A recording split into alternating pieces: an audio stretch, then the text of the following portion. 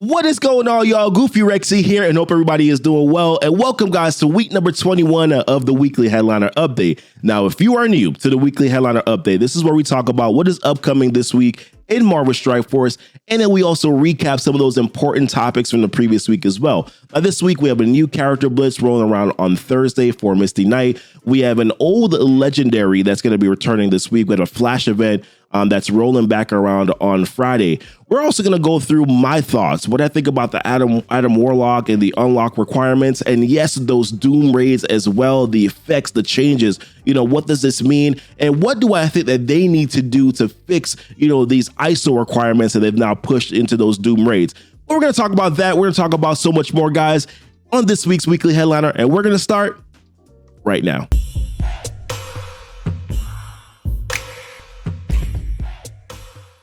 All right, guys, so the first thing that we're going to be getting back into, and welcome back, by the way, first thing we're going to get into are this week's blitzes. So the first blitz for tonight is going to be for Korath, the Pursuer. Now, not a top tier character, but of course, shards are always shards, right? So if you have an opportunity to do so, it's definitely helpful. He is a mercenary character, so you can use him for that payday event.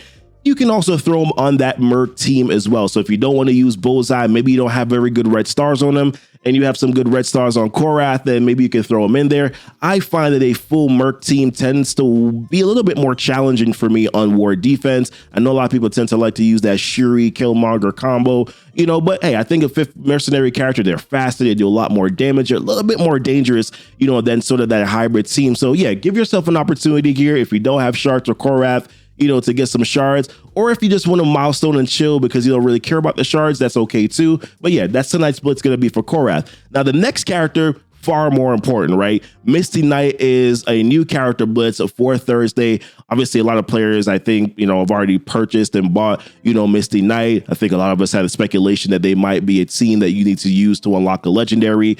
I think a lot of those top tier alliances wanted to make sure that they had also a very strong war defense team, which the Heroes for Hire team seems very good right now. I know that a lot of people are using some counters against them, but the counters that I'm seeing at least the ones that I have seen, right, tend to be pretty good, punch downs. I haven't seen any punch ups yet. So I'm waiting to see. I think I did see one out there, but I don't remember the team, sort of combination. But for the most part, I think I've been seeing a lot of punch downs, so this team looks very strong. And I think, with players being able to now get some more shards on these characters, Colleen Wynn's Blitz was just recently ended on Sunday, people being able to get more shards. I think you might see a little bit more with players having a little bit more of a challenge now, going up against this team. So yes, land your shards for Misty Knight. I think she's the most important character, for that Heroes for Hire team. I think she really does a lot of really good things for them. So definitely want to make sure that you get as many shards as possible for Misty Knight. Now, in terms of numbers, this is what we had in terms of predictions for Colleen Wynn. We were looking at top 1 to 100 here, 51 million, top 1%, 42 million, top 2 to 3, 25 million. So I actually did 28 million in this most past recent blitz, and I was able to get here the 2 to 3 percentage, getting those 55 shards. So figure out what you need to do, gear yourself up, calculate the numbers. How much can you do per rotation? How many rotations do you need to do in order for you to be able to land these numbers? Do the calculations on that, get yourself prepared, set your timers on Thursday, and go out and blitz for Misty Knight. And this week on Friday as well, we do have a flash event that is going to be returning. So this flash event is going to be for Chaos Theory. Remember, you need your Wakandan characters. Well, you need 4 Wakandan characters to get through the first tier, the first 4 tiers, tier 1, tier 2, tier 3, and tier 4. But anything from tier 5 and above, you do need those 5 Wakandan characters in order for you to be able to get them. There is also going to be a double drop event this week for the campaign characters, which would be Okoye and Black Panther. Both were in the Nexus campaign, I believe. Yeah, Nexus campaign for Nexus 6-3 for Okoye, and I believe Black Panther is in Nexus 4-9, if I'm not mistaken. So go out and grab those shards for him. Killmonger, again, man, just the clutchest character in the world. He's literally a part of 3 different legendary events, the skill military one, the Chaos Theory payday, you can use him there too. So Killmonger is actually a very valuable character in this game. I'm sure he's now a permanent legendary, so you have an opportunity to kind of pursue her if you're a newer player. Remember that on the next iteration of Chaos Theory, which is going to be rolling around in June, only for the tier 7, tier 7 version of the event, you are going to be getting some additional silver promotion credits. It's only 6, but either way, with silver promotion credits being so low, it is quite important for you to try to get at least be able to get to that level. So I'm going to be farming pretty heavily Okoye, try to get her to 7. I might not be able to get her to 7 by the time the event rolls back around, but knowing that, hey, those 6 promo credits are there, I guess I'll put some effort into it, man, when it comes down to it. But yeah, Chaos Theory event rolling back around on Friday. And then we do also have a returning legendary, which we talked about a little bit earlier. Well, that is going to be Star-Lord. Now, Star-Lord's not a really sought after character anymore in this game. I think my recommendation really for players, newer players, is not really the target getting Star-Lord. I don't think he is really impactful. He's been power crept. I still like his kit a lot, but he's been power crept. The team has been sped crept. Like they're just really not that great anymore. So I think personally, if you're a beginner player, just get him by default, right? Don't try to target, I think it's much better for you to go after characters like Invisible Woman and go after characters like Shuri. Either way, though, if you are going to be unlocking Star-Lord, congratulations. Getting a legendary is a very good thing. And like I said, you can use them, on a Blitz team, or there are actually even some nodes in the Gamma Raids, where you can use Guardians or Avengers. You can also use them there too. So it's up. Like I said, I don't want to dump on the character. I actually really like Star-Lord. I really, really do like Star-Lord, but I wish that, he was better than he is, but he was very good early game. Not so much so at this point in time in the game. All right, we did also have this Timeless Looks event going on too. So that's going to be at least the form and function. So remember, it was a kind of a 2-part event, right? Timeless Looks, where you're going to be able to get these flash bits for the characters, and then the Timeless Functions, or the form and function. I said Timeless Function. Form and function, aspect where you had to get through these milestones. They're going to give you the gear and Elite 4 credits and, the G15s and Orange gear and all that stuff. So it was actually a pretty good event. I really liked it. This is going to be ending tonight. There's going to be a second part of it, which they said is supposed to start at the conclusion of this event. And this is what it's going to be. It's a bonus event, the Dress to Impress bonus event. So starting at the conclusion of the forming function milestone, this bonus event rewards pink flash blitz in campaign nodes for 24 hours. So that's just, I don't know if it's going to be ISO campaign nodes as well, or if it's just the irregular campaign nodes, or if there's going to be specific campaign nodes. So I guess we'll see that later. But pink flash blitz earned from the Timeless Looks event can be used to purchase your choice of 3 limited costumes. I already got my Thor Sage's costume because me, guys, I'm a Thor junkie. So that's pretty much basically how it is. Remember that those unused bits will be converted into costume credits on June 7th. And only a couple of days after the event ends at a rate of 60%. So if you don't want to use them, then they will be converted over into those bits where you can use them a little bit later on. So if you don't care about any of these costumes, you can always save them for maybe a costume that you want to use, later on. But yes, remember, this is going to happen. If you care about it, then, maybe you want to save your campaign energy so that you can get those bits later on, and you can always farm, do your later farm at the end of the day. Because my understanding that this is supposed to start at the conclusion of the event, which is supposed to be at the store reset time tonight. So I'm assuming that's when the Dress to Impress bonus event will start. But yeah, that pretty much kind of concludes it for the things that are going on this week. And let's start diving into some stuff, that we talked about from the previous week.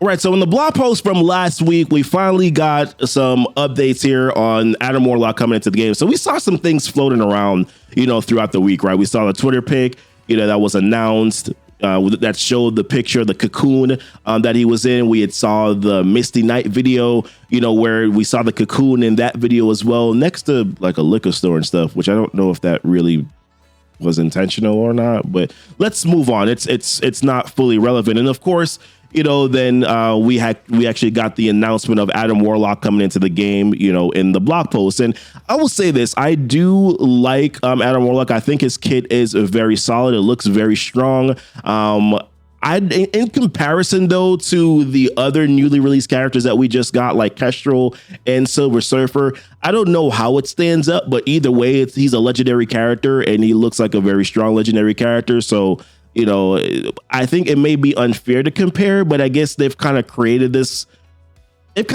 conundrum, right? You have these two characters that were easy to get, that are kind of OP. They're super plug and play. I don't know if Adam Warlock is going to be largely plug and play yet, but either way, it looks like a good character. I'm excited for him to come into the game, and that's pretty much it. Looks like he's going to be able to counter him, and the Infinity Watch team is going to be able to counter some of those teams that are already in the game, like your big teams, right? Like your Black Order team, right here with the special ability, 500%. Which is going to start off with on turn 1, attack the primary target for 500% damage, plus apply ability block for 2 turns, which is good.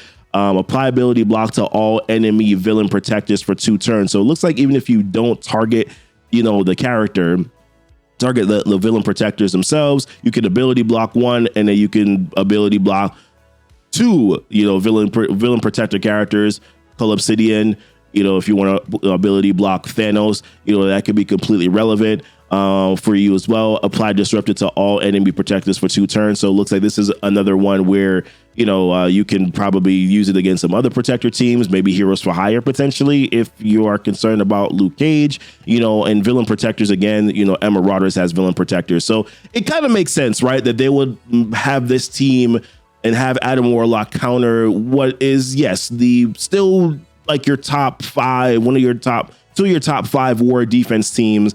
It would make sense that they are able to do that. They also did introduce this new trait that's going to be in the game specifically for Adam Warlock and also for the Infinity Watch team, which is this safeguard, which is a positive effect that this team will have. So pretty much essentially what safeguard is, they did go ahead and explain this in sort of writing over here. So let's zoom in a little bit on this. By the way, I'm control zooming. Some of my Twitch viewers will know what that means, but yes, let's look at their safeguard explanation. So safeguard is the new positive effect that locks all the positive effects on a character so that they can't be cleared or flipped. Safeguard isn't itself. It can't be copied or stolen by enemies. A character with Safeguard will hang onto their positive effects until they are used up normally, no matter how powerful their opponent is. And for example, a character has 2 turns of defense up and 2 turns of Safeguard will keep those defense up until they expire normally on his turns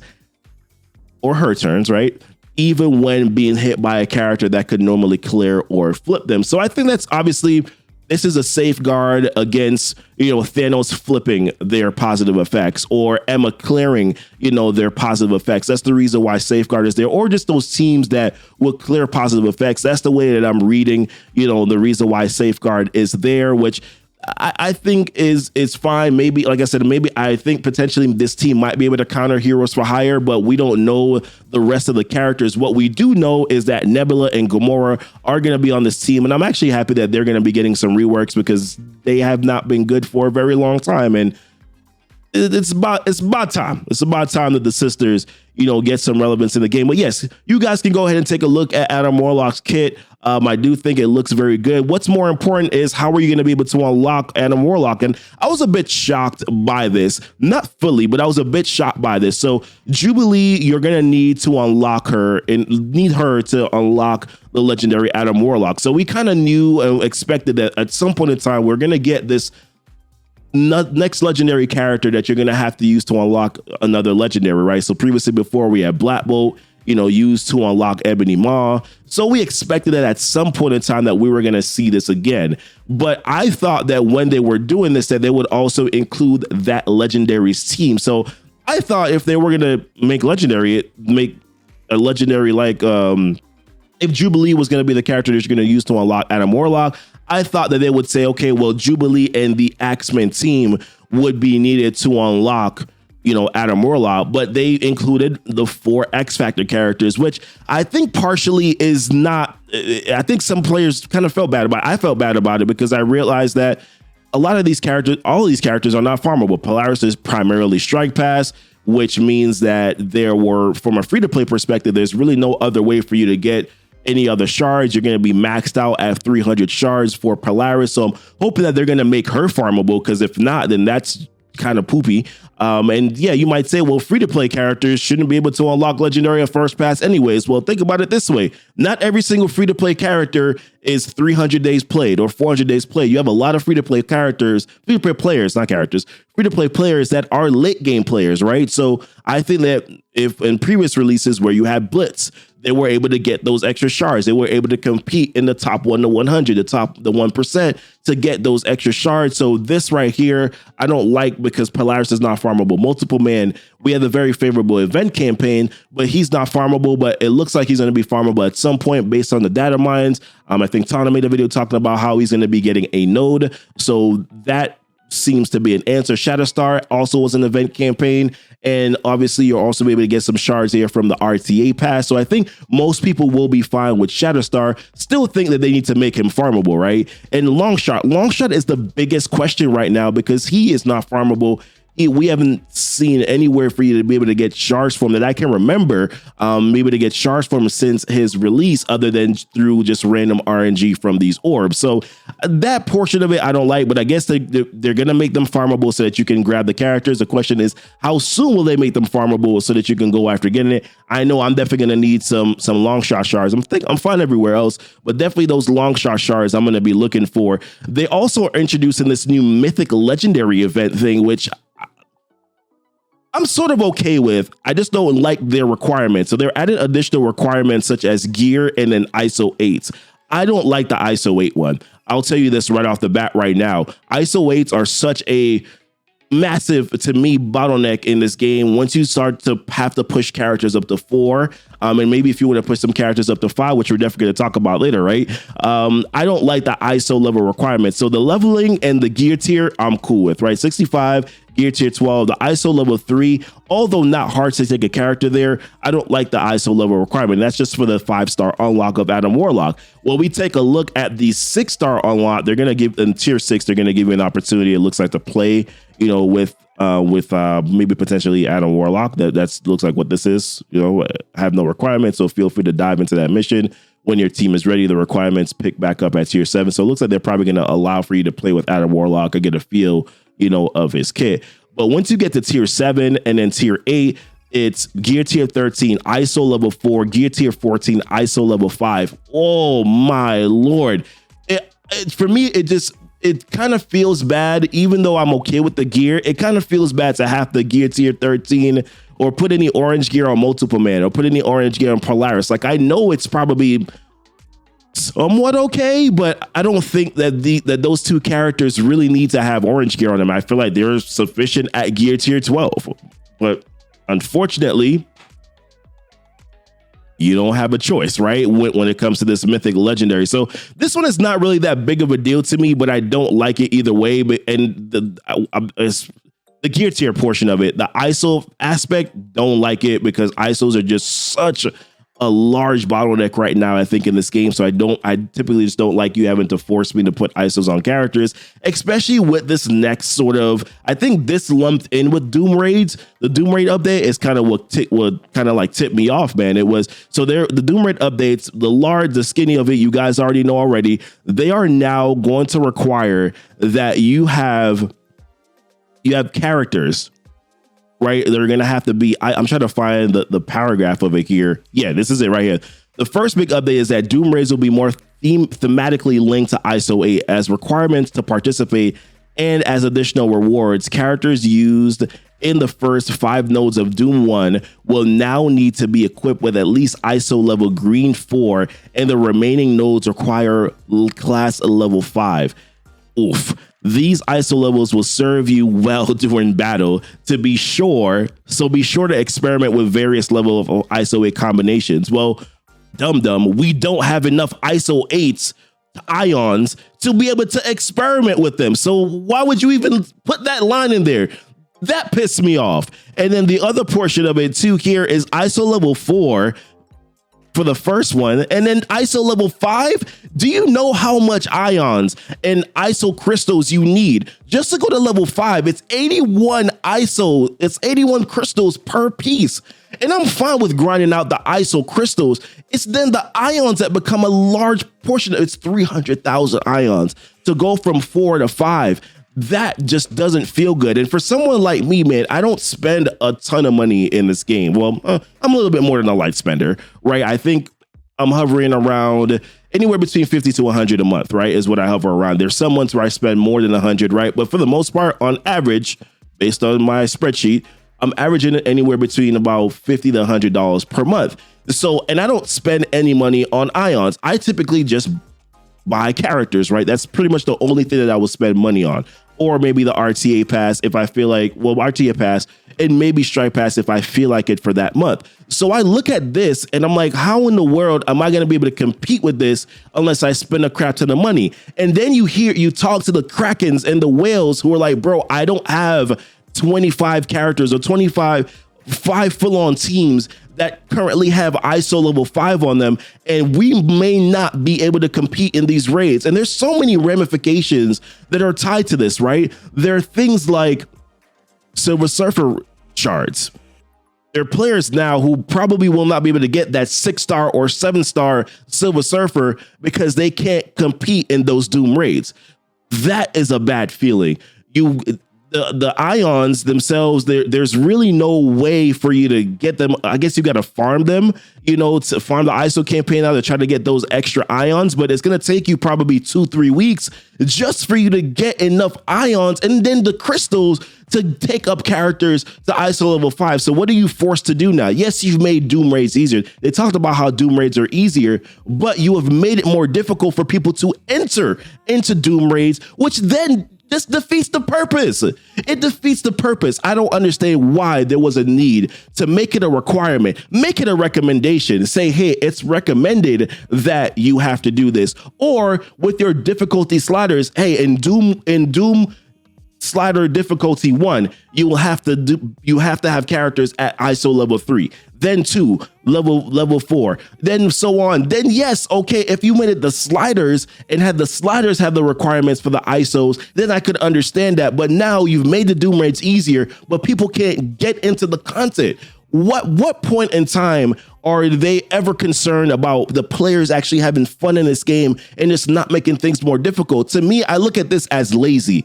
It's lazy in my personal opinion, because you are not able to create new content. What you're doing is that you're reconfiguring old content to make it more difficult instead of actually creating something new in its entirety that can be more fun or more engaging. But you made something that we were already doing harder. So now we can't do it. And I guess their idea was, let's stop players from only going up that middle lane now, right? Let's stop them from only going up that middle lane or that side lane or whatever, so that they could get their 30%, which is what we were doing. And we were even going past that. We were getting close to like the 50%. So we were starting to expand to the outer nodes. I don't have enough characters at ISO level 5 to make these teams to do this. At a minimum, you probably are going to want to have 20 characters, right? Because against the first nodes, you can get away with 4, but I'm going to need to bring up 20 characters now to ISO level 5. So when am I realistically going to be able to do those nodes? Not somebody who's spending more money on spending and buying the ion packs, which by the way, aren't that good. Anyways, I'm not going to be able to do this because I'm a lighter spender. I can't do it. At 8.8 million TCP, I can't do it. I'm sorry. I honestly can't. And I feel for those who are now saying that I have to go back to U7.5, who now have to sacrifice Silver Surfer shards, who now have to level up ISO 5 to go get, Adam Warlock, which is a good character, but it's like you introduce this.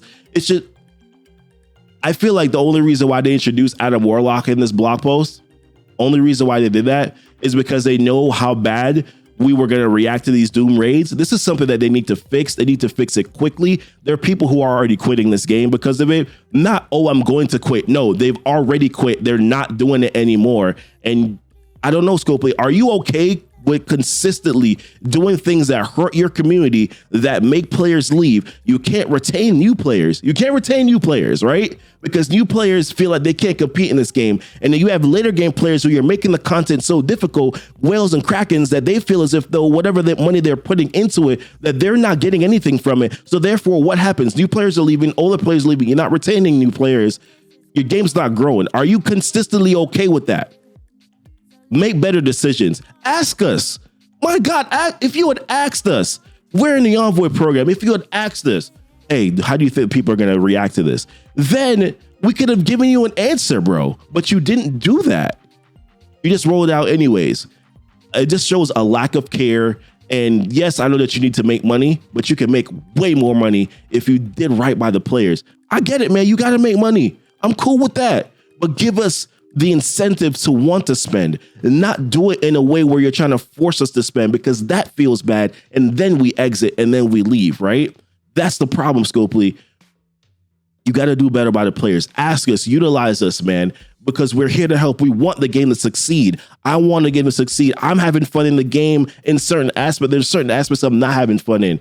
This is not the way to go about creating new content. This is not the way to go about making sure that players feel good about playing your game and to want to promote your game. You got to fix these things, man. I'm here to help. If you're willing to listen, a lot of us are here to help. If you are willing to listen, we understand this is a business that you got to make money, and we want you to make money, right? We want you to make money. Make money means that you're getting new players. It means that we have more people that we can talk to, that we can share and make videos for. We want this game to make more. We want this game to make money, but you got to do it the right way, in a way that benefits the player base also as well, or at least considers the player base whenever you're making these decisions. That's it, guys. I'm done. Let me know what your thoughts are. Save your premium orbs. I forgot to mention that earlier. Save your premium orbs for AV. Don't use them like how I did, because I forgot that he's coming to the store on Wednesday. Appreciate you guys watching the video, man. Y'all leave the comments. Let me know what you guys are thinking. Am I overreacting? I don't think I am. I really don't. Let me know what you guys are thinking, guys. Appreciate you guys much. Y'all be blessed. Y'all be safe.